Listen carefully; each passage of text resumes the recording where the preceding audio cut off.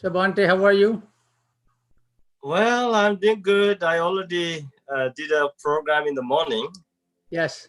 It was a program for the Bengali-speaking communities around the world.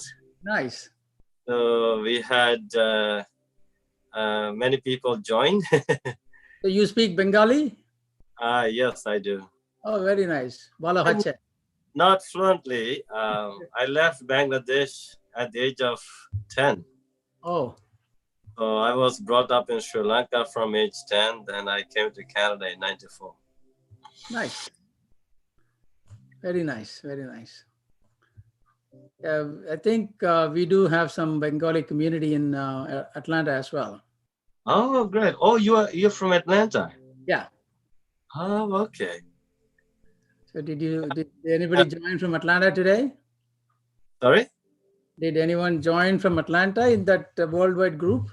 That I don't know. I do know that we have a lot of people today asking questions already, and some of them are already from India.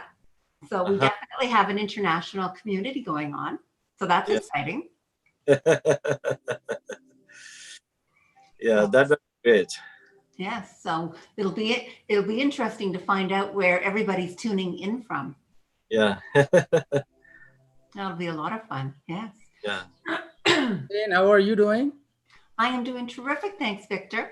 It's we have a gorgeous sunny day here today. So it's finally we're having some nice warm weather. The Toronto area has been waiting for that for quite some time at this for this spring. So it's much better. What about yourself? How are you? It's pretty sunny out there. Probably it's going to go to mid 80s today. Ooh. Yeah, like Bhante was saying, we have been busy in the morning with other webinars. Mm-hmm. And so it's been a good morning, productive morning already. Oh, fantastic. That's excellent. So, well, it's, and do you have more webinars after this one? I am done, I think. I don't know, but I think the calendar will remind me. And I think same thing with Bhante, right? Yeah. Well, I'm done with this one in the afternoon, but at 6:30 I have kids program. Oh, and right. 8 o'clock I have a chanting session from 8 to 9. So I will be free after 9 p.m. Okay, that's a long day. Bhante, So after this one, I'm going to take some rest. Yeah. And then I will prepare for 6:31. Okay, good. Then I will have about 1 hour. And then we'll begin the chanting session. That's terrific. That's great. It's very good. Bhante, can you please share your Facebook link on this page? Is that possible to do? Is that something that you could do right now? So my camera is the other side, so I'm just waiting for people to send me the link so that I can share that. I think we've sent you the link. Really? Yeah. How do you want the link to be sent? It's on the chat box in Zoom. It's on WhatsApp and here in Zoom. No, I asked them to send it to my Facebook Messenger. Okay, I'm not sure if, okay, that's what we're trying to do right now. Yeah, send it link to my Facebook Messenger so that I can share it from my desktop. Excellent. Okay. And if anybody is tuning in right now, because we're having a very exciting event happening today, I just want to let you know we're fixing a couple of technical issues because they always seem to crop up. And we're just going to make sure that everything is ready to go in just a moment once we have everybody online in the places that they want to be. So if you hear us chit-chatting about the weather and different things like that, it's because we're just taking a moment to make sure we've got exactly what we need. So, okay. Now, Bhante, whereabouts are you located?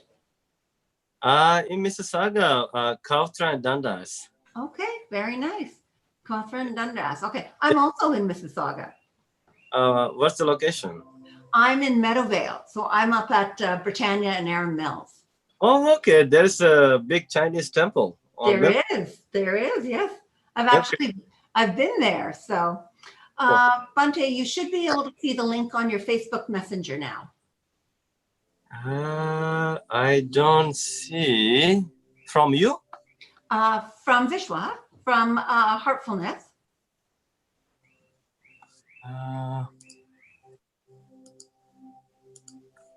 Let me see.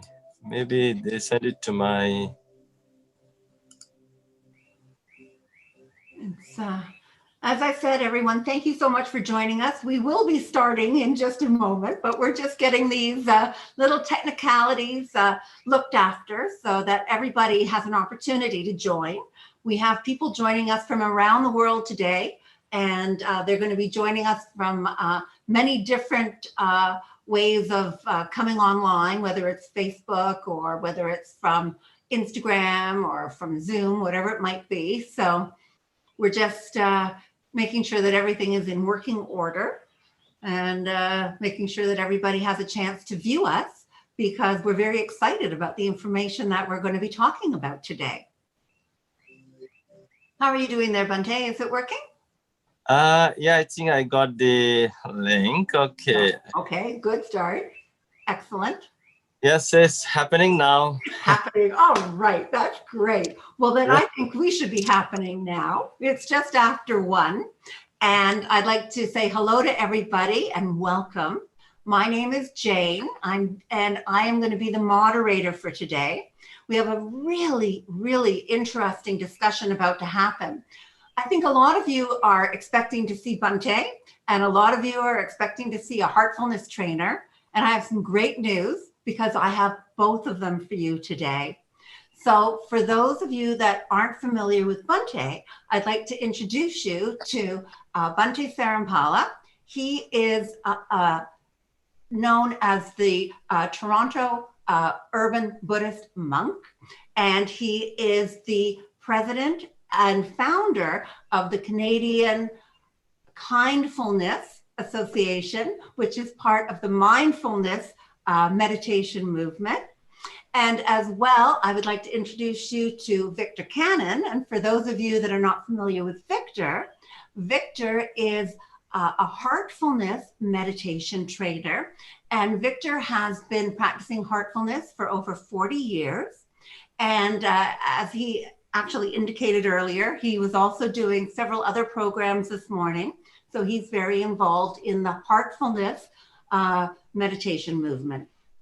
So to start things off, Bhante, I'd like to ask you one of the first questions today, and that is for those of the audience that are just joining us, we'd love to know how it is that you became a monk and how you ended up here in Canada. Yeah, thank you, Jane, for asking me this question. Good afternoon to all my friends. We are saying good afternoon because we are from Toronto, Canada. It's 6 after 1 p.m. It must be in the night. I think 9:30 or 10:30 or 10 in India or in South Asia. So first, I need to tell you that I don't see the live video link. And maybe you could ask Vishwa to send me the link to the live video so that I can post it in my Facebook timeline. The link got is just for the poster. There's no video. So to answer your question, I was born in Bangladesh, and it was the traditional practice among the Bangladeshi Buddhist community, and to become a monk for a short time. So I became a monk for a short time, maybe 1 week or 2 weeks. So during that 1 or 2 weeks training program, I think I behaved. I did well. My teacher was very convinced with my behavior, my training, and then he asked me whether I would like to go to Sri Lanka. And then then I said, yeah, sure, that would be amazing. So, so he sent a group of people, the novice monks, to Sri Lanka, and so I was one of them, and so I was brought up and trained in Sri Lanka for 10 years. Wow. And then my Sri Lankan teacher said, you would be a great monk to have the center I'm staying at right now. And so they asked me to come here, but first I said, no, I can't go. I don't want to go. It wasn't my dream to come to this part of the world. So, but he said, no, you can continue your studies there. You can do well there. And so I said, okay. And then I ended up here. And now, and I have been staying here since 1994. Wow. That Yeah. is a long time. My goodness. Yeah. I bet one of the reasons you didn't want to come was because you knew how cold it could get. Yeah. Well, I had no clue. I had no clue, to tell you the truth. Okay, very interesting. That's great. And how long have you, and so you've been at this center here for since the 1990s, is that correct? 1994. 1994. Okay, fantastic. That's great. Now, one of the things that we're going to be talking about today is how we can actually integrate both the heartfulness and the mindful and kindfulness meditation. And we're going to be talking about how to actually introduce part of the practice from heartfulness, which is called Pranahuti, or actually it is transmission is the more common name for it. And I'd like to now turn this over to Victor. And Victor, I'd like to ask you the same thing. You've been meditating for 40 years and all with the heartfulness centers around the world. I think we have something like 160 centers around the world. Can you tell us a little bit, please, about how you got into meditation and what, how it continues to drive you? Yeah, I don't think it's quite 40 years, but almost. I started in 1982. I was working for a company in India at that time. A colleague of mine was meditating, and then I had already kind of began to become skeptical about the religious ideologies and religious ways of worshiping. And so I was almost moving towards a state of disbelief.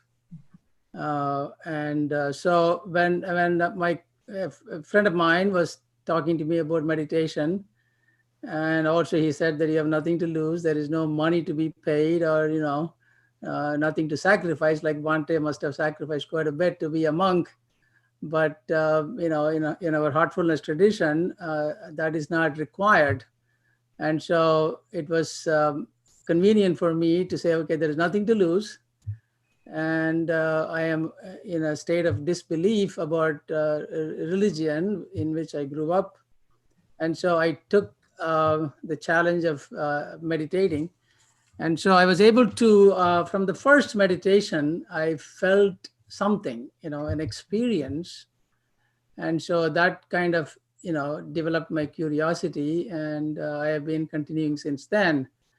And in 83, I had an opportunity to come to the US, and I came to Los Angeles first and then to Atlanta in 86. And I've been here in Atlanta since then. And in 86, I became a trainer. And of course, in the heartfulness tradition, one can become a trainer after a period of regular practice, so that you are fully aware of all of the principles and the practices. And now you are empowered to become a trainer. So, since 86, I have been a trainer, and it's been a nice journey while we are growing in our professional environment, family circumstances, and also friend circle. We are also minding our spiritual aspiration and focusing on meditation along the way. So we do all of these things together. Mhm. That's excellent. So you're integrating your heartfulness meditation practice into your everyday life because you're a professional, I understand. You're a CEO. And so, you know, we have kind of the yin and the yang here because we've got Bhante, who is a monk, and yourself, Victor, you're a business professional. So we've got two very diverse people here to explain how meditation can hopefully help enliven any life, I think. Would you agree with that? That's right. And I would say that we are trying on a daily basis. So I think the expertise comes over a longer period of time. And every day we learn new things. Mm-hmm. So integrating meditation with personal, professional life, and also taking some of the learnings from our material life into the spiritual world is also something that's very important. Mm-hmm. So it's Very like much a two-way street. Yes, it is. Very much so. Now, Bhante, for yourself, you are a monk as a profession and it is your life. So can you explain to us how you integrate mindfulness, kindfulness meditation into your life and into the lives of people that come to speak to you? Thank you for asking this great question, actually. Well, from my childhood, I have seen how my own parents being kind to people and how they were showing their kindness in action. And then I have seen the kindness shown by my grandparents, Mm-hmm. and how my grandfather, actually, he was a farmer, and he would give to people in need. And then he would visit the different houses. And then he would encourage all the children, like he would gather all the children to one place. Mm-hmm. And whatever he says, we had to repeat after him. So he would say, like if I say this in English, I will become an engineer and I will be the engineer. I will become the doctor and I have the power to become a doctor.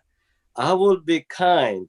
I will become kind, you know. So whatever he would say, we would repeat. And then I have seen the kindness in my monastic teachers in Bangladesh. And also I have seen the kindness shown by my teachers who gave me high ordination in Sri Lanka. They are well known in Sri Lanka. So, and then my other teachers, they started doing, we call it Kiridana. Kiridana means the gift of milk or some nutritious things to the patients in the hospital.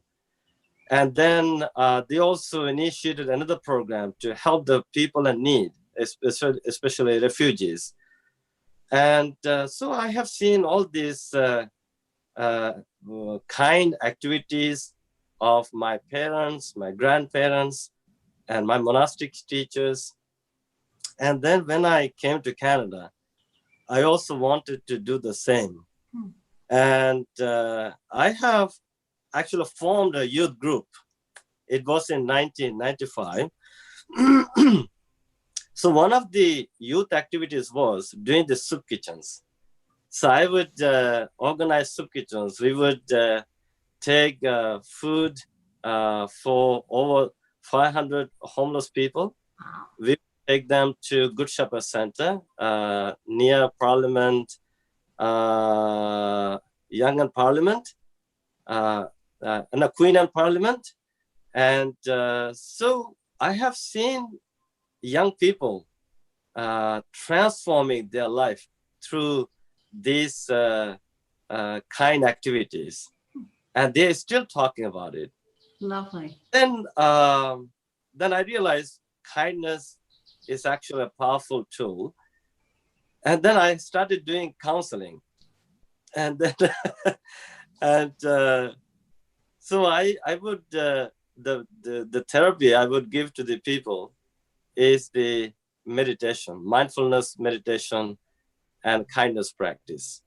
So and then I started seeing the change in people's life, how they are recovering from their own struggle, and how they got into showing their kindful deeds to the people, and they have become healthy, happy. And then there is this word called kindfulness, and this kindfulness is actually coming from two words: the kindness and mindfulness. In fact, you can't see this word in English dictionary, but you can understand. So this word kindfulness has been coined or introduced by a famous Buddhist monk living in Australia, and his name is Ajahn Brahm. And so he's focusing on caring for oneself and others, and also meditation. And then I, using this word based on my own experiences, I started teaching a principle through this kindfulness. The kindfulness is come from two words: kindness and mindfulness. Mm-hmm. And so what I'm teaching people is be mindful to be kind to yourself, and be mindful to be kind to others. Lovely. When we say being mindful is also that is the actual word mindfulness. That is the English translation popularized by a Japanese scholar, and in the 20th century, it was an American psychiatrist, Dr. Kabat-Zinn, who popularized this word. But this is the translation. Mindfulness is a translation of ancient Pali word called sati. Now, in Sanskrit we call smriti, and Pali we call sati. And when we look at the origin of this word, smriti or sati means to remember. So I'm using this word: always remember to be kind to yourself. Always remember to be kind to others. Lovely. That's so important. That is what we all want to take into our hearts all the time. It's very nice. Now, we're actually going to be experiencing meditation today during our conversation. Yeah. And both forms of heartfulness and mindful kindfulness, both meditations utilize relaxation. And in order to get people into the right frame of mind. So a lot of times people have difficulty with that. And so, Bhante, I was wondering if you would like to maybe give us an example, and maybe we could all do it with you, of some breathing techniques. And then a little later on, I'm going to invite Victor to actually take us through a relaxation technique, and then some actual meditation with Pranahuti. So do you think that we could do that now, Bhante? Do you think? Some breathing exercises? Yeah, we could do we could definitely do this. So I would like to guide people through this mindfulness meditation for maybe 5 minutes. And then later on, if people have any questions, we can discuss. And first, I would like all the people, all our participants, to find a nice place. I'm pretty sure maybe you're sitting on a chair, or you're laying in bed or sofa, or wherever you are at maybe you can sit comfortably or lay on the sofa or bed comfortably, and then slowly and gently close your eyes. And now unplug your mind from the external world. Unplug your mind from the TV, video games, people, family members, business, assignments, conference meetings, whatever externally you're doing. Simply choose to unplug your mind if you really want to feel relaxation. Now, see whether you're feeling comfortable with the sitting posture. If you're not, feel free to adjust your sitting posture slowly and mindfully. Now, take a deep breath and let your whole body relax. Doing meditation, in fact, is like being like a turtle. There's a beautiful story. Maybe later on, I will be able to tell you this story. Be like a turtle, go inside your own shell and be safe. That is your green zone, out of danger. You're safe. Now slowly and gently bring your full attention to the ingoing and outgoing breath.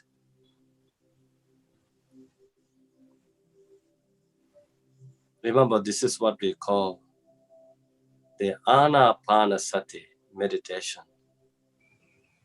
Breathing in, breathing out, mindfully.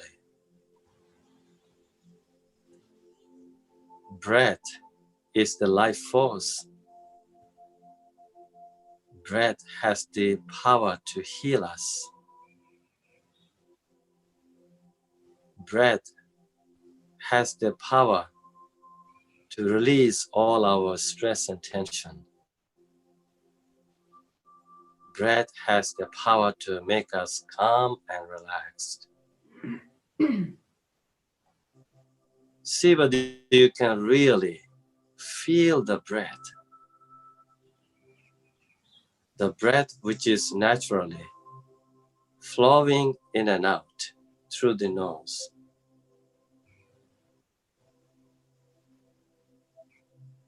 As you pay attention to the breath, you might notice that sometimes the breath is long, sometimes it's short. Whatever the breath pattern is, simply notice it as it is.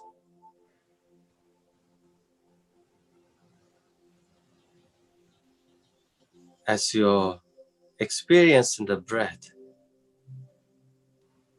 in and out through the nose, follow the breath all the way in, all the way out.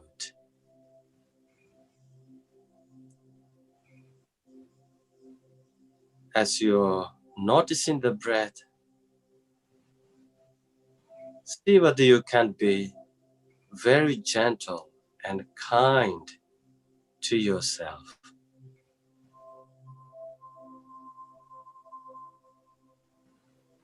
Maybe you can be like a kid, the little child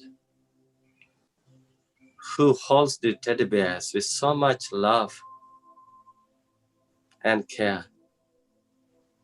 In the same way, imagine your body is the teddy bear.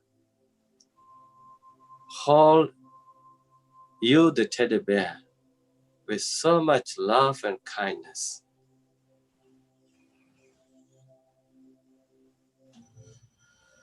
as you continue breathing in and out, mindfully, kindfully. Maybe you could use a meditation mantra. There could be many, but you could use this meditation mantra. As you breathe in, say relax. As you breathe out, say to the max. Relax to the max. Relax to the max. Relax to the max. Continue breathing. Continue smiling. Continue relaxing for a few minutes.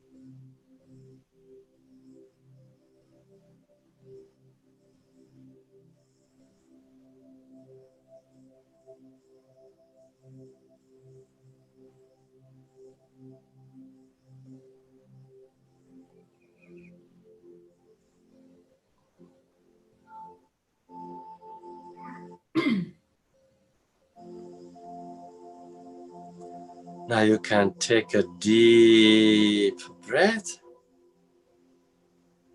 and relax. Now slowly and gently open your eyes, and if you wish, you could stretch your legs and hands and remain relaxed. Maybe we can do more meditation. That was lovely. Bhante, I feel, I don't know about everybody else, but I am so relaxed right now. It's a lovely feeling indeed. Yeah, me too. I also feel relaxed. I don't feel like talking now. Well, that's okay because I'm going to turn it over to Victor. So Victor, what we wanted to talk about is introducing Pranahuti, which is part of the Heartfulness meditation program. And I was wondering if you could maybe explain to our guests who are not familiar with that as to exactly what Pranahuti is and how we can actually utilize it to enhance all meditations, whether it is kindfulness, mindfulness, heartfulness, every ness you can think of, actually. So if you wouldn't mind explaining to us a little bit about what it is. Yeah, thank you, Jane. Thank you, Bhante. That was lovely. Thank you. I mean, even for me, it's difficult to come out from the depths and start speaking. But thank you for that. Heartfulness is a heart-based or heart-centered meditation, right? Because in order to focus, we take heart as the center of focus, and we take an idea that the source of divine light is within us, or the source of divinity is within us. And so we combine the place and the idea and then go internally with eyes closed and sitting in a comfortable, relaxed position, we meditate. We take up the idea and rest on it. So in a simple way, that is the main aspect of heartfulness meditation. There are so many tools and techniques. And also in our tradition, we have a guide, and we follow the guide after some period of experimentation and making sure that we understand the practice. We have some kind of a tuning of ourselves. Pranahuti can be explained in many, many ways. And so heartfulness meditation is defined by Pranahuti in a way, because if not, it'll be like any other meditation. And Pranahuti, a transmission in English, because there is no other easier translation. So the term prana has got three meanings, right? One is it's life. Prana means life. Prani is life. The other one is breath. Prana is breath. So like pranayam, which is one of the yogic practices, which is to take the breath in and out. And there are so many ways of doing that. And there is a huge science behind breathing exercises or pranayam. So that is the second meaning. And the third is energy, right? Prana is also energy. And we have Pranamaya Kosha, which is one of the sheaths of our constitution. We have 5 sheaths of constitution, and Pranamaya Kosha is one of the sheaths. So that's the first part of the term Pranahuti. The second part of the term is Ahuti, is to infuse, right? So we are infusing life. But if we are already alive, what is the type of life we are talking about, right? So there is one more term that comes into this mix, which is pranasya prana, meaning life of life, which is to distinguish that all the living organism, especially the human beings, we can go towards a life which is not very lively. We can go towards a life which is a little bit more numb than evolutionary, right? So the idea in heartfulness is there comes a time in our life where we grow to a stage of life where we want to seek the other life that is subtler, that is livelier, that is full of love, compassion, kindness. And so that part of life is what we will usher in when we open ourselves to meditation of a spiritual kind. And in that, this pranasya prana, or life of life, or pranahuti, helps us greatly. Mm-hmm. So that is the simple way to explain heartfulness and pranahuti, and how pranahuti aids in the meditation. And this can be practiced by anybody, as you rightly said. So that is how I would explain heartfulness and pranahuti for you, Jane. Excellent. I was thinking there is not, there is a lot of connection between mindfulness and kindfulness and heartfulness. And when Bhante was saying, in fact, one of the things that he told me a long time ago was that love in action is kindfulness, mm-hmm. right? And so kindfulness is not possible without heartfulness. Heartfulness is not possible without kindfulness. So we focus on one or two aspects of it. It's like a door to a house, right? Mm-hmm. You can open any door and come into the house. So it depends on which door is accessible to you and which door makes you comfortable, mm-hmm. and what is the closest door so that you can get into the house sooner. That's a terrific analogy. Very nice indeed. Well, one of the things that we wanted to do today as well, Victor, is we'd actually like to experience meditation with Pranahuti. And I was wondering if perhaps now might be a nice time for you to introduce the heartfulness relaxation technique with the where we then slip into meditation. and we can then actually experience Pranahuti ourselves, after which we're going to be having a question and answer period.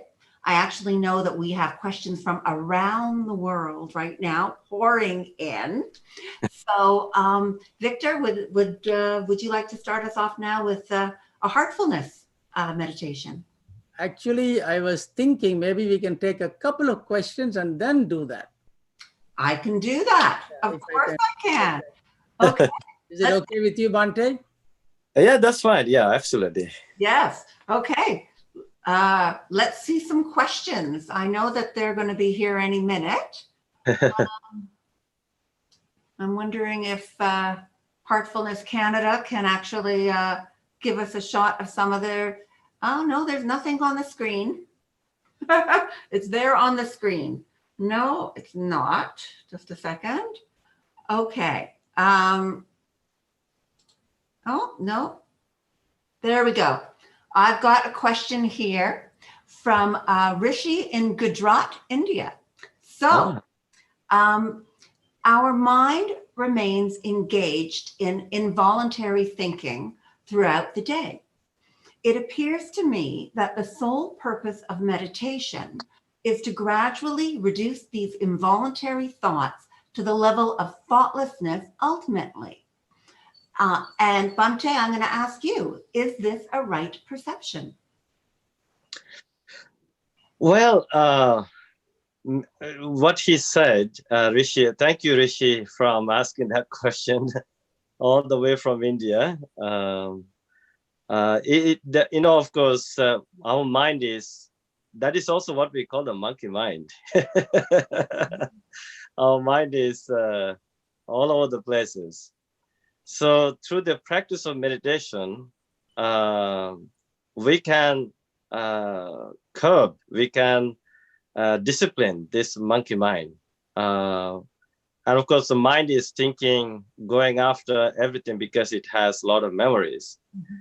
Now, originally, when we talk about meditation, meditation has some purposes, some goals.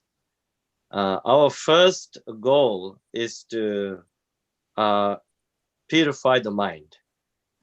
And our second goal is to overcome all the stress, grief, sadness, and etc.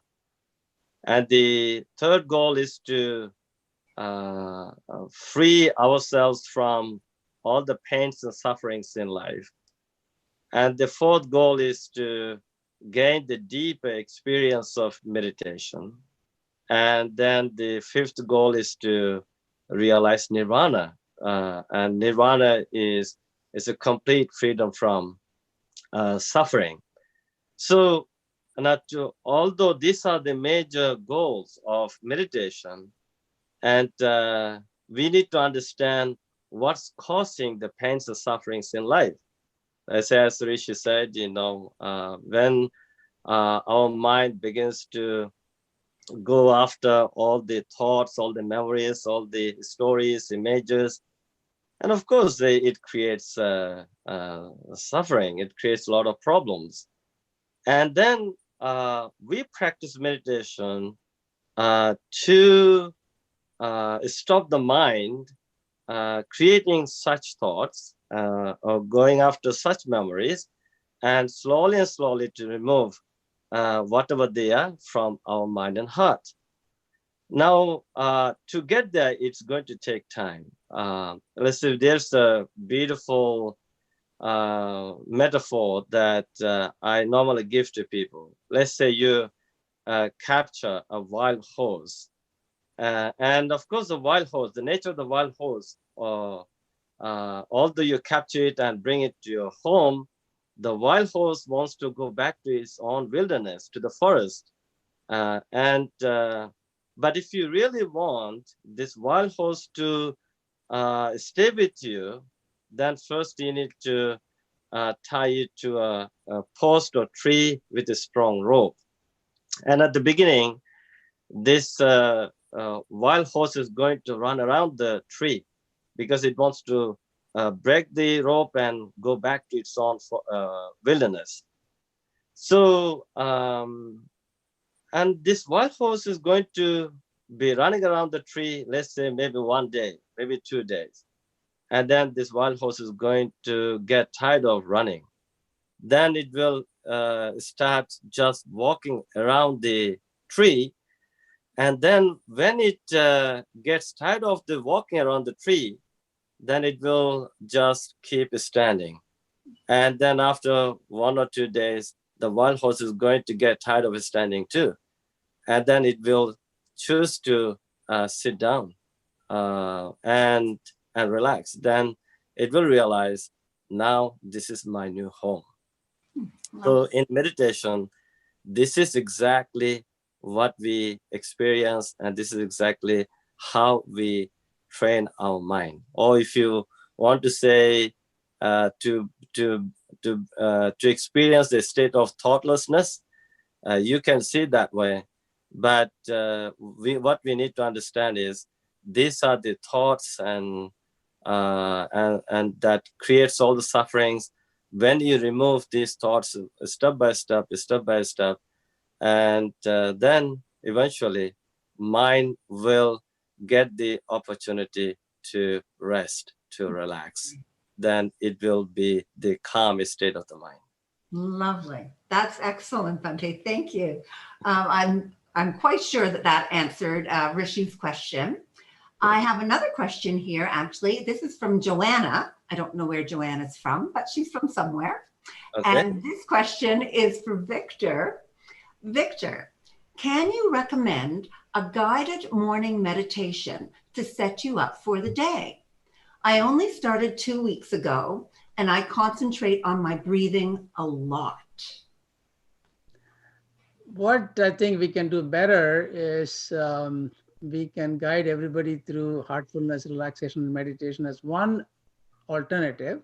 Mm-hmm. And we normally do that in the morning. So if Joanne can stick around, we will probably take that up after a couple of more questions.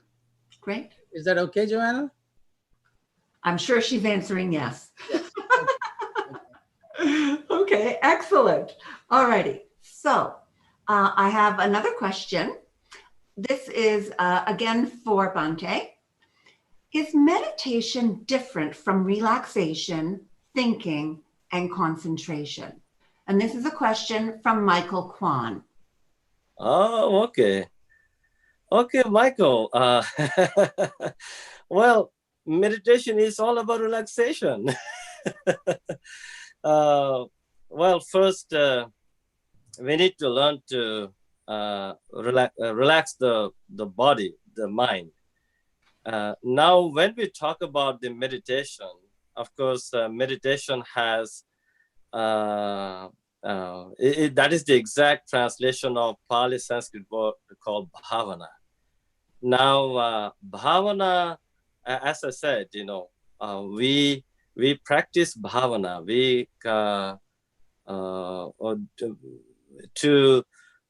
although to realize nirvana, but at the same time we need to understand meditation, bhavana is all about the relaxation, physical relaxation and mental calm.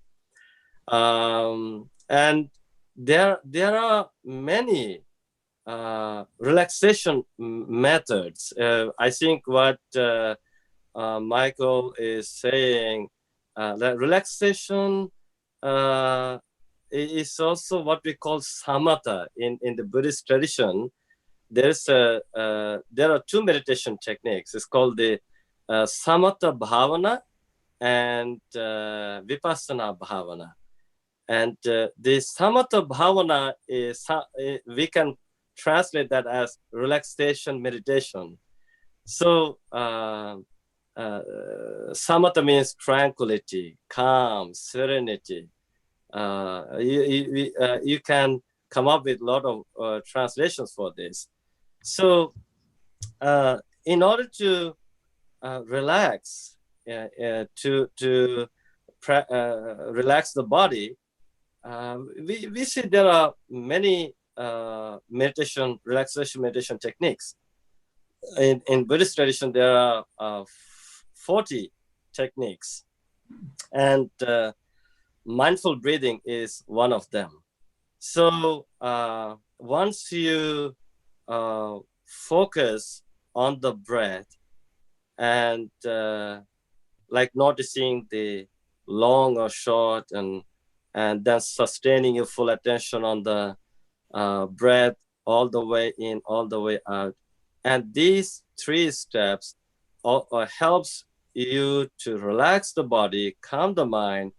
At the same time, at the 4th stage, you could just say, use the word called relax, relax, relax. Relax in the body, you can breathe in, breathe out. Relax in the mind, calm in the mind, you can breathe in, breathe out. So we could simply say relaxation meditation at this point. This is what we call the samatha bhavana. Very nice. Yeah. That's excellent. I have another question right now, and I'm just waiting for it to come up. This is going to go to Victor, and it's from Dr. Mitch Abrams. But I can't see the question yet. So I'm just waiting for that to show on my screen. Oh, here we go. All right, so Victor, modern social studies show amazing results when large groups meditate with the intention of love and compassion.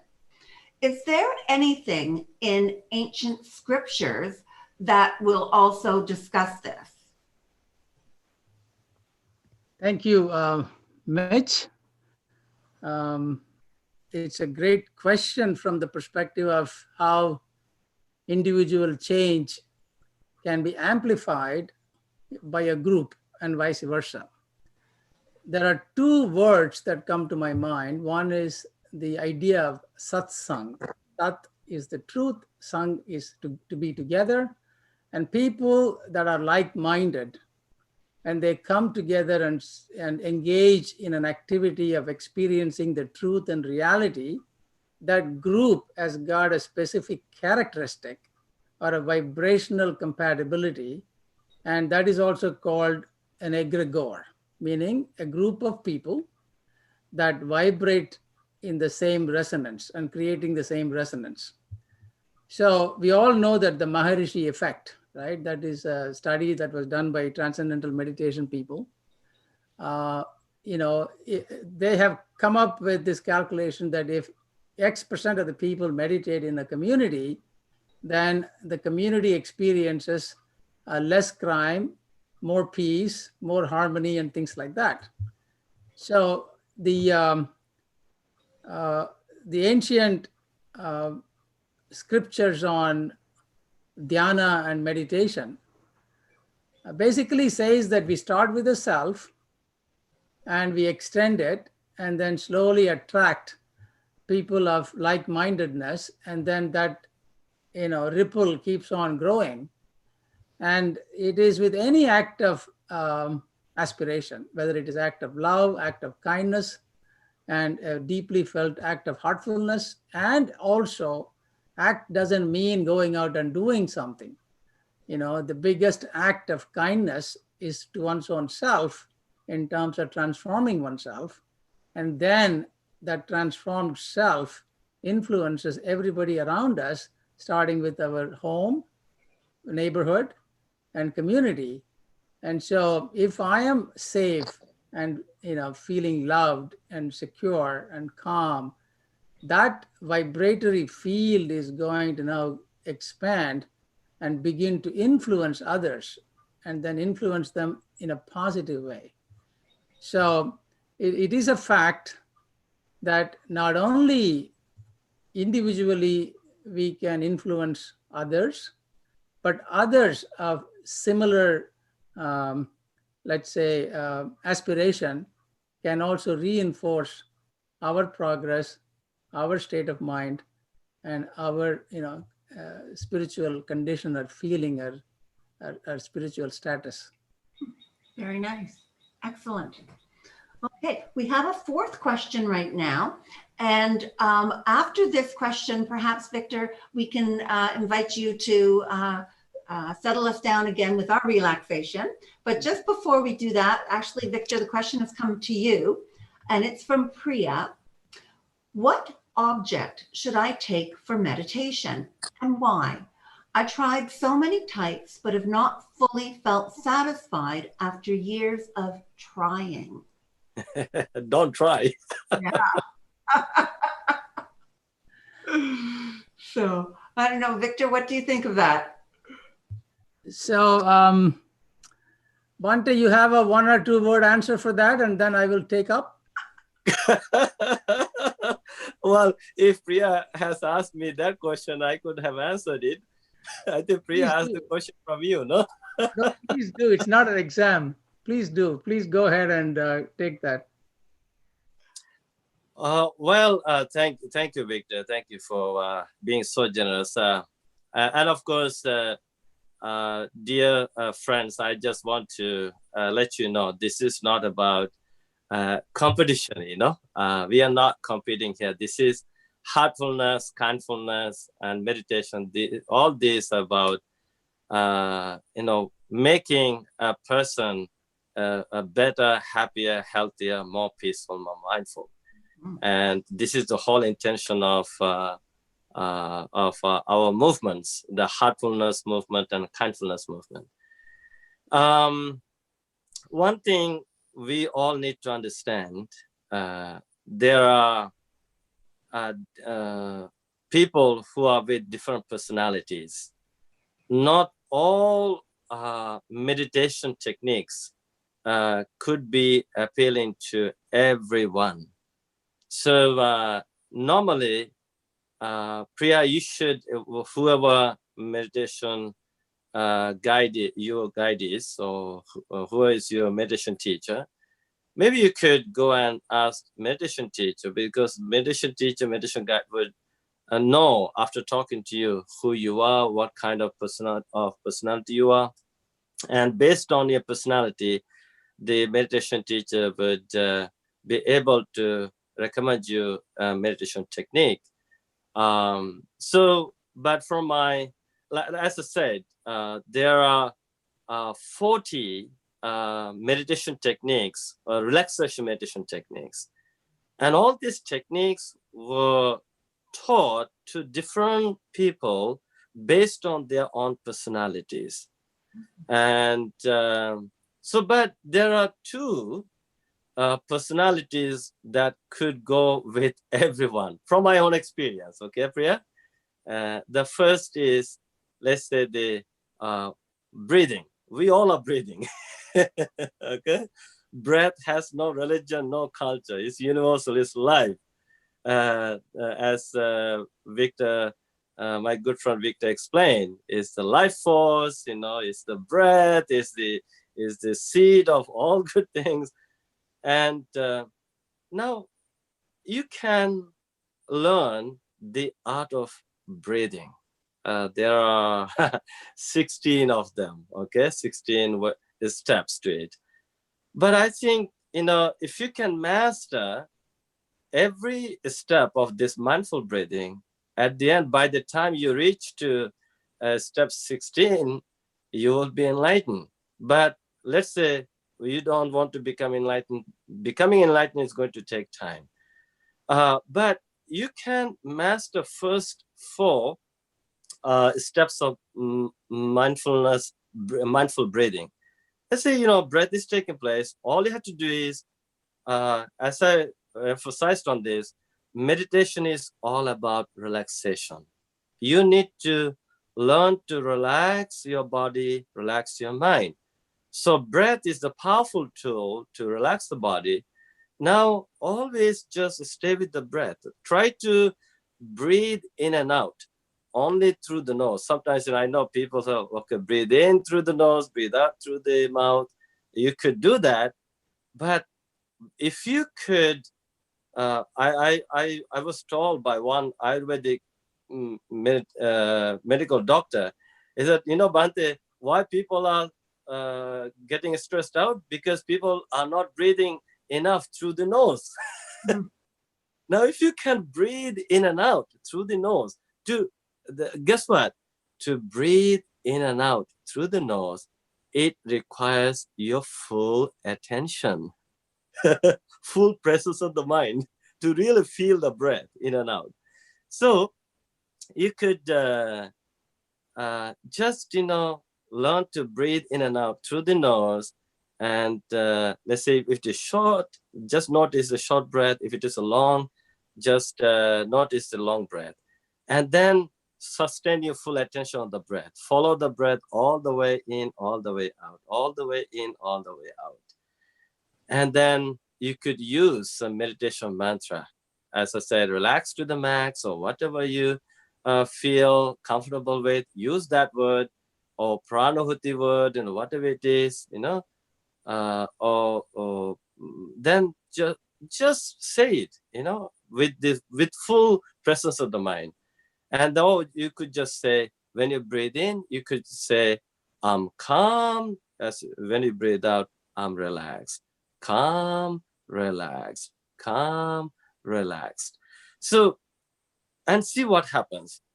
And if you think it's not working out, I think, Priya, you could try doing loving kindness meditation. You can do it. Anyone can do it. Now, all you have to say is just wishing happiness to yourself. Or maybe you can combine. Maybe I think this might work out for you. Loving kindness meditation with the mindful breathing, or what we call Pranahuti, right? And when you normally when we do loving kindness meditation, I know. Oh, I have a song, by the way. Well, later on, I'm going to teach you that song, and we all are going to sing that kindful song. Okay, maybe that might be out for you.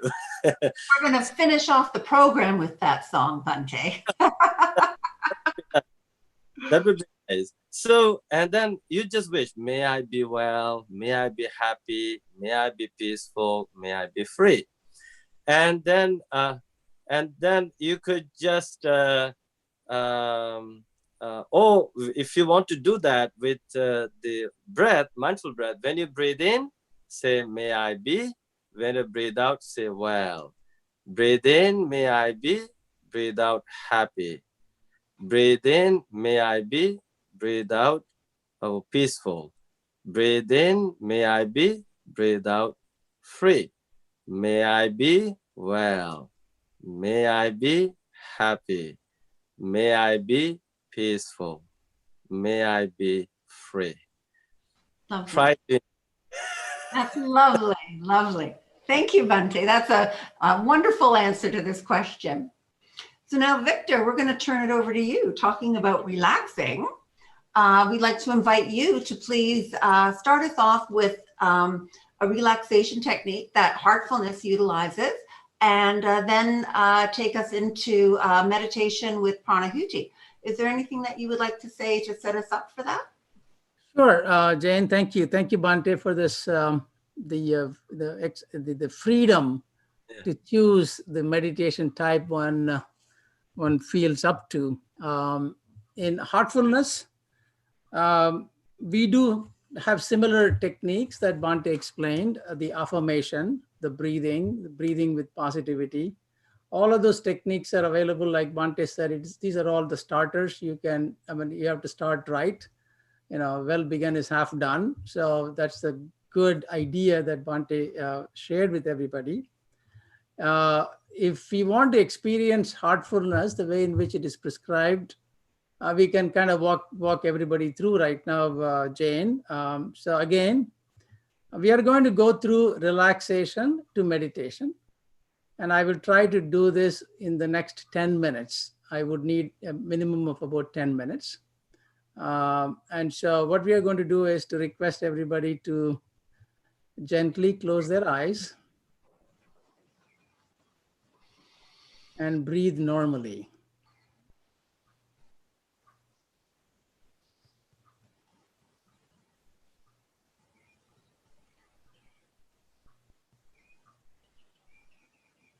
Make sure you are comfortable.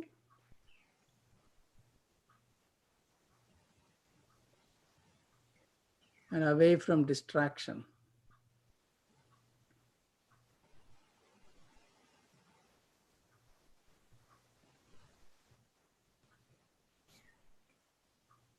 We are going to go through relaxation first. And I will walk you through the relaxation with commands.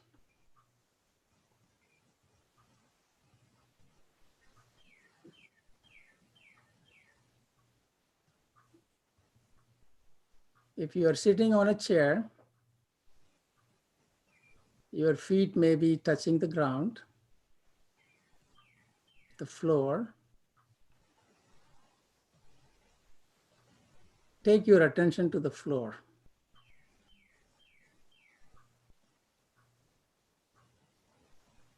Where your feet are touching the floor.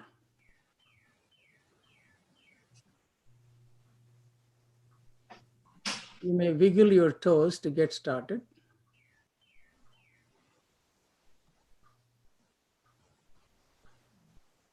Imagine that the mother's energy from Mother Earth is moving through your feet, relaxing your feet.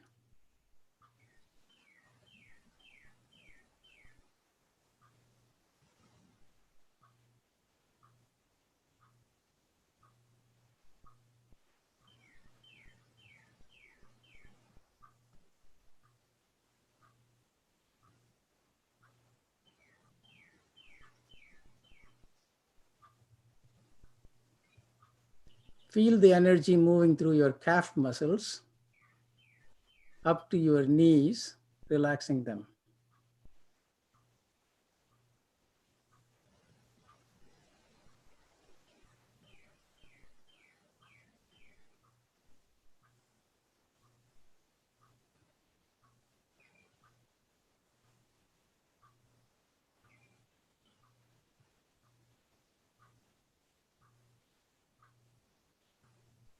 Feel the energy moving through your thighs and hips and lower abdomen, relaxing all of them.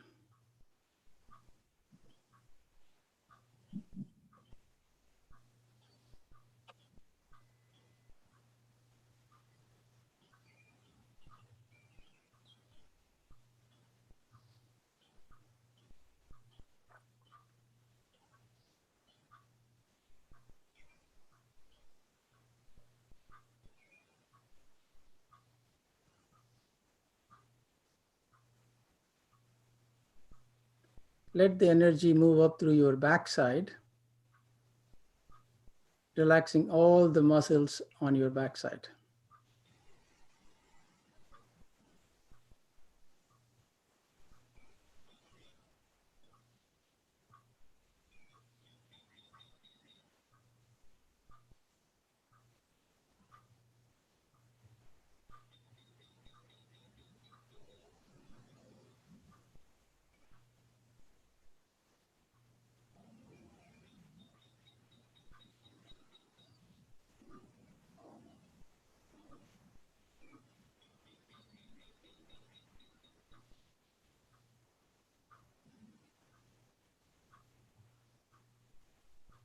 Bring your attention to the stomach area and the chest area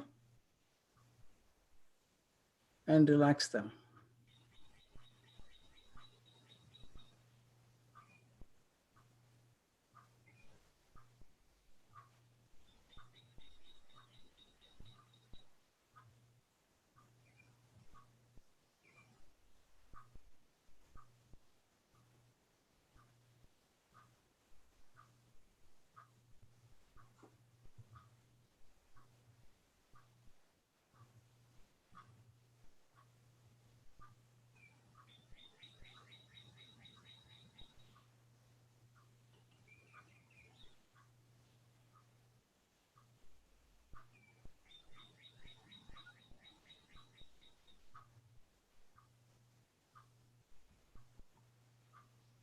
Focus on the shoulders and let all the tension go.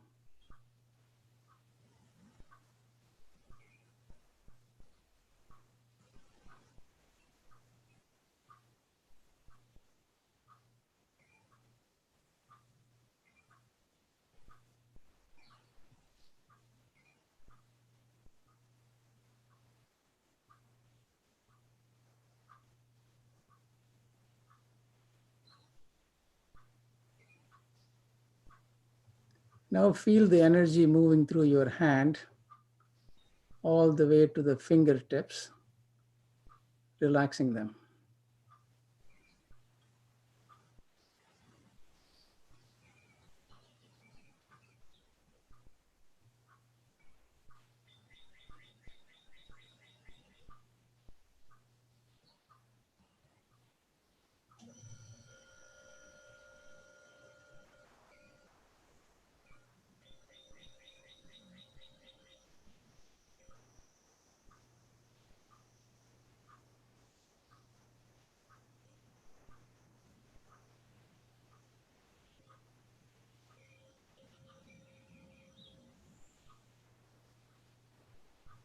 Let the energy move up through your neck muscles, relaxing them, and to your face, relaxing all the facial muscles.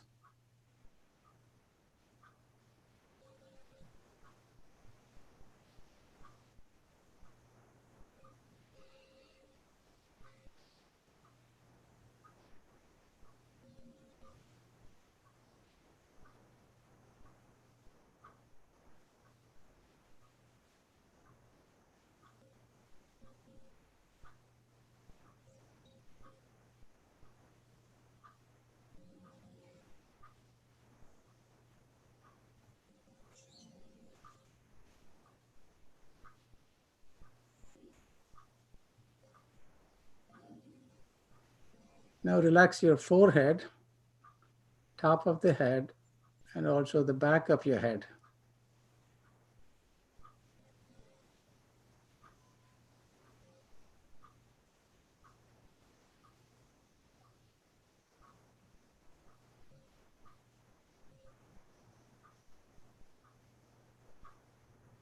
Your entire body is fully relaxed.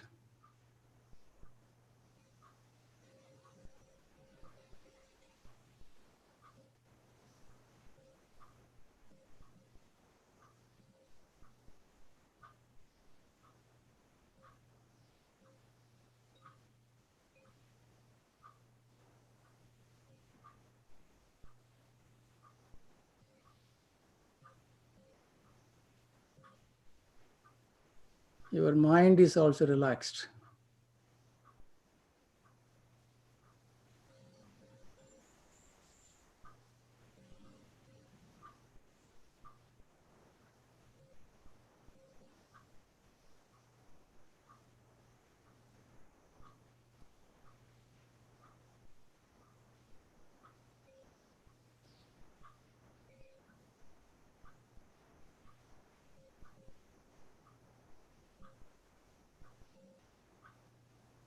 Now gently bring your attention to your heart.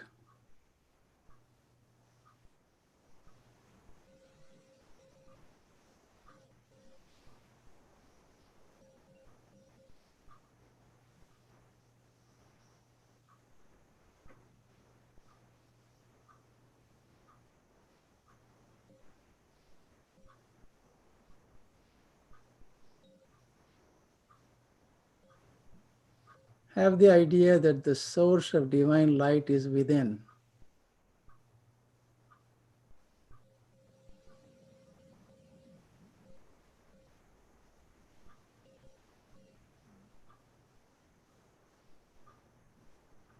This source of divine light is attracting you from inside.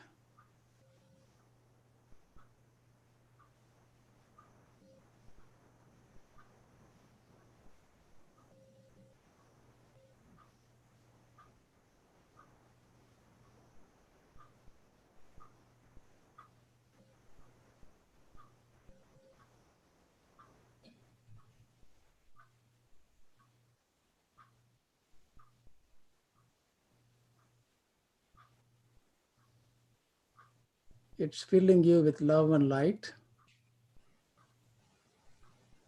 And let us rest on it for a few minutes.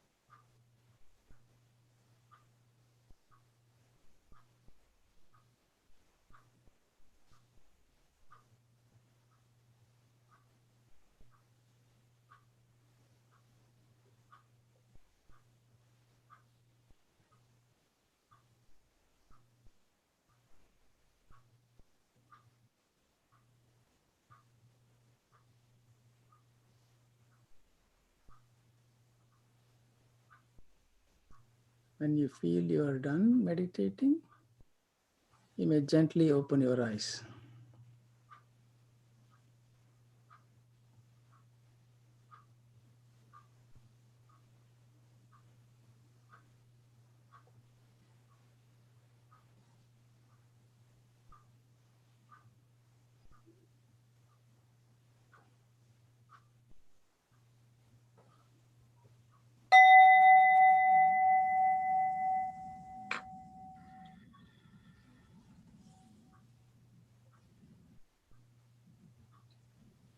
Well, that was lovely. So peaceful. And it's, you can tell it's totally lowered the tone of my voice, which is usually very animated, but I feel so peaceful and so relaxed after that, Victor. Thank you so much. We're going to be finishing today off with just a few more questions, and then I'll allow both Victor and Bhante to have a few final words, and then we'll finish off the day with Bhante's song, which we'll get him to teach to us. So, Victor, there's a question here for you from Michelle. Wow, I felt something like a wave moving through my body when you were giving me the guided commands. Was I imagining this, or is this normal?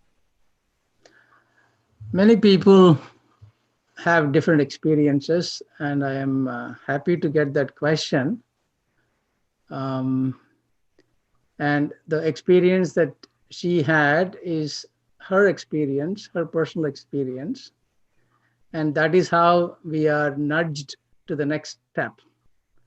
Very similar to when I closed my eyes and sat down to meditate 38 years ago, I felt something, and that pushed me along to the next step. So this is not normal. This is normal, but the normal is different for different people. So the experiences are different for different people. So I am happy to get that question, and thank you so much. And this also increases my faith in heartfulness so that I can move along. It's very true. Experience is the best guide.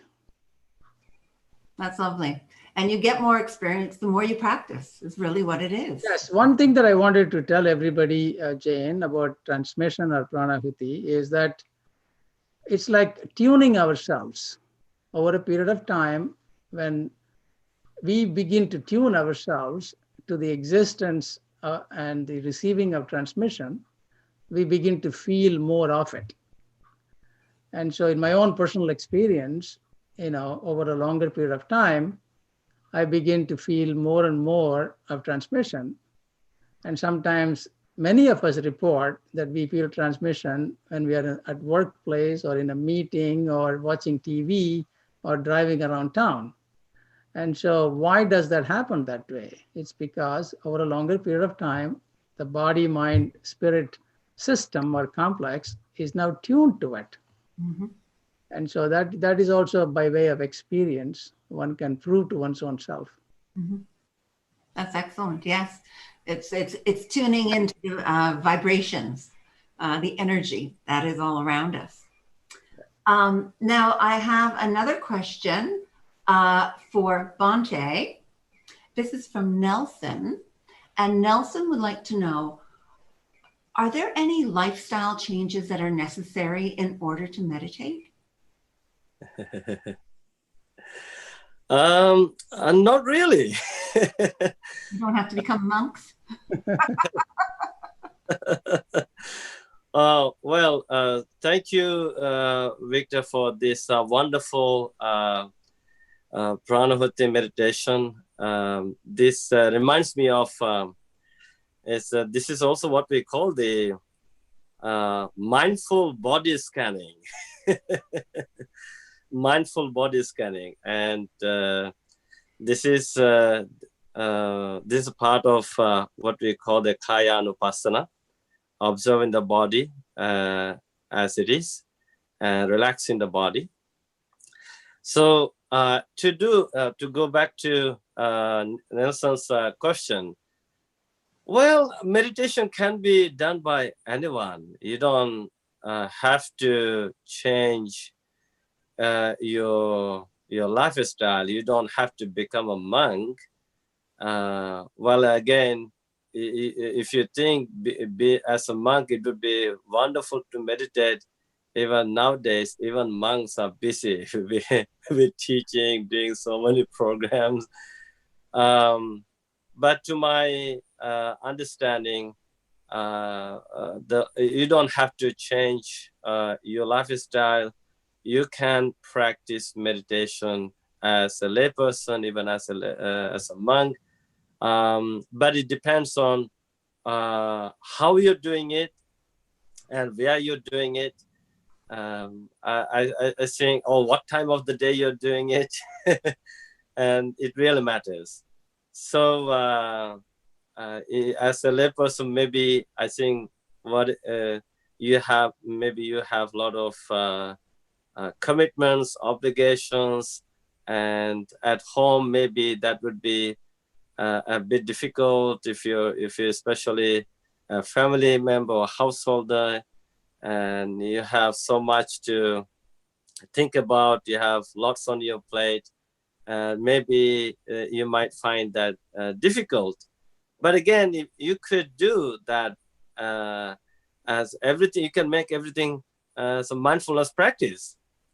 But if you think at home it would be difficult for you to practice meditation, well, you can always go to a meditation center, where to a group, you can meditate there, or you could meditate at a park or by the lake, wherever you find yourself comfortable with. And but when you become a monk, I think, then you don't have to worry about making a living. You don't have to worry about working. You don't have to worry about making money. You don't have to worry about paying the bills. So the society, the center takes care of all this, right? So then you can, without all these worries, you can focus on your on your practice. And if you think that's appealing to you, that's you have freedom to choose that life and continue your meditation practice. But even as a layperson, you could practice meditation. But the thing is, you need to make time. Excellent. Thank you. We have so many questions coming in. It's quite remarkable, to tell you the truth. I'm going to ask Victor another question, and I'm going to ask him to then give us his closing remarks.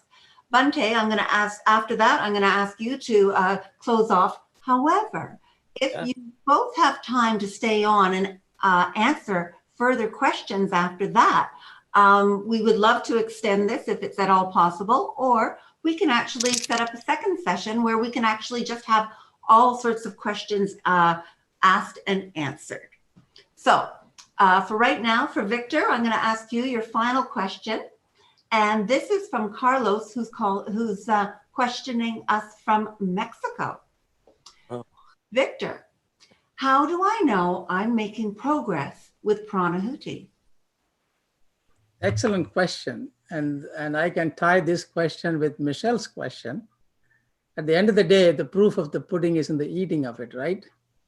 And so whatever practice that we do, it should help us. It should benefit us.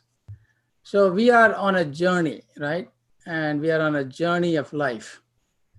And when we adopt a meditation practice, especially the one with the Pranahuti, then our life journey has to become more and more simple, more and more enjoyable, and more evolutionary, right? And so all these things become possible as we meditate with more and more interest, more and more self-confidence, and we begin to understand the various aspects of the tools that we have in heartfulness. For example, if we have an impediment, there are ways to remove those impediments. What are those impediments? Any imbalance is an impediment. Excessive desire, excessive anger, so excessive attachment. These are in excess, that are detrimental to our balance, and without balance, we cannot fly. So there is a set of techniques that we have. I'm sure that other systems have the same thing. We call it as cleaning, right? And then we also offer the one-on-one meditations with the trainers with the simple focus of doing more of the cleaning from a deeper levels of consciousness for the people. So that is one aspect of it. The second aspect is the focus on the divine light in the heart, or the divinity in the heart. So on the one hand, we are cleaning out the unwanted things. And on the other hand, we are opening up to more and more of divinity within us, divinity to unravel within us. So for people that are not religious in nature, they may be allergic to the term divinity. But I wanted to use that word because I myself have been a skeptic. And even today, if it doesn't make sense, I pause and I research and I inquire. Divinity to me is nothing more than the beautiful conglomeration of all of these positive qualities of love and kindness and sacrifice, if sacrifice is needed, meaning putting others first is in a way a sacrifice. That is decency, courtesy. All of these things combined could be in this one word called divinity. And the most important part of that is love. And it is the unconditional part of love, not a conditional love, but unconditional love. And that begets so many things in life, right? If you are unconditionally in love with yourself and others, that provides the possibility of expansion. So on the one hand, we clean away the unwanted things, the imbalances, the emotional, chronic problems. And on the other hand, we are opening up ourselves to more and more of this divinity or the unconditional love to manifest in us. And the duality begins to diminish. And when the duality, it begins to diminish, we are ushering in what we call as centeredness or harmony or oneness. And when we are able to do that internally for ourselves, we are able to do that externally for others. From inner connectedness, we can extend to interconnectedness. And all these things are not just theory or mere words, but these can be experienced and this can be lived. Mm-hmm. So the answer to the question is the proof of the pudding is in the eating it, but the responsibility to doing anything is on us, right? It is possible that you can quench your thirst with a sip of water, but you will need more of it after 10 minutes. You will need more of it after an hour. So that means it is sadhana or practice. And practice will make us perfect in our pursuit of this happiness and in our pursuit of this oneness. And so to me, it doesn't matter which practice anybody takes. And, we wanted to talk about kindfulness and mindfulness and heartfulness so people can understand the options that they have and choose the one that is right for them. Excellent. And experience all of it if you want to, because there are so many lovely options. So that's great. Yeah. We're going to be wrapping up. So Bhante, I would love to have you say a couple of final words. This has been an absolutely delightful program. I can't thank both of you enough. It's both Victor and Bhante, you've been superb with all of the explanations that we've been requiring from you as far as what heartfulness is and mindfulness and kindfulness. So can't thank you both enough. At the end of the program, we're going to have a page up that will give you information as far as how to contact both Bhante for kindfulness, and also how to contact the people here in Canada for the heartfulness mission. So that will be there. So please stay tuned. And I do want to wrap up with Bhante's song. So Bhante, before we sign off, would you have some final words, and then would you like to teach us your song? Okay, sure. Well, thank you, Jane, for excellent moderating. You're such a wonderful moderator. Thank you for doing it in a very professional way, excellent way, and I'm very pleased. Thank you, Victor, for your wonderful explanation of Pranahuti and heartfulness. And we all are on the same direction, same journey. And it's so wonderful to have a discussion with you live. And of course, I would like to give my personal thanks to Vishwa for contacting me. And I think I need to give my thanks to Dr. Mitch Abrams. Actually, he had a wonderful conversation with Vishwa, and that's how Vishwa got connected with me. And as a result of that, I'm having this wonderful conversation with Victor. And heartfulness, kindfulness, whatever we call. Again, we can say something like this. We human beings, we have a lot of wonderful, great inner qualities, and the mindfulness, kindness, divinity. And so connecting this to kindfulness is always be mindful that you are divine within. You can find divinity inside. And also always be mindful that the same divinity can be found in everyone. So now imagine we all continue to be mindful with this divinity, kindness, love. And guess what? The whole world will be kindful, mindful, divine, free of war. No problems. So that is my mission. And so I have also popularized a kindful song. It's actually very simple. It's just the 3 verses. First verse is, may I be well, may I be happy, may I be peaceful, may I be free. Second verse, may you be well, may you be happy, may you be peaceful, may you be free. Third verse is, may all be well, may all be happy, may all be peaceful, may all be free.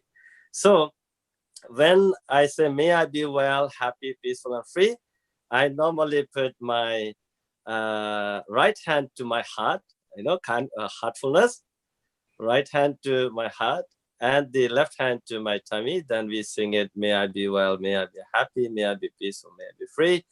And then when we say the same thing, wish the same happiness to others, always with the joint palms in Namaste pose. And then the third was all like this, we all.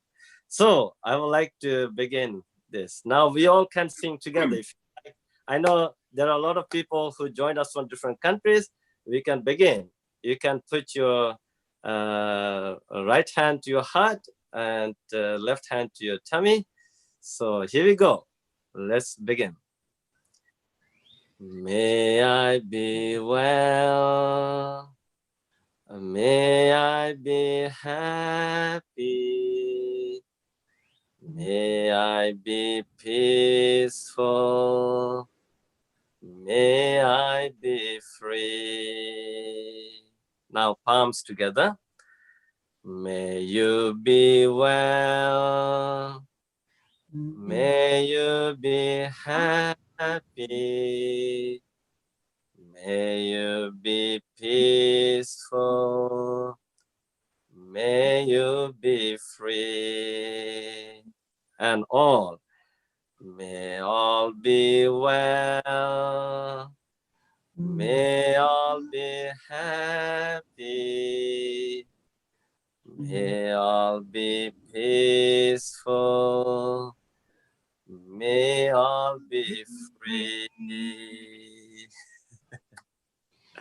Okay. So if someone is upset or angry, do you know what you should say? You just sing this. May you be well. Perfect. May you be happy.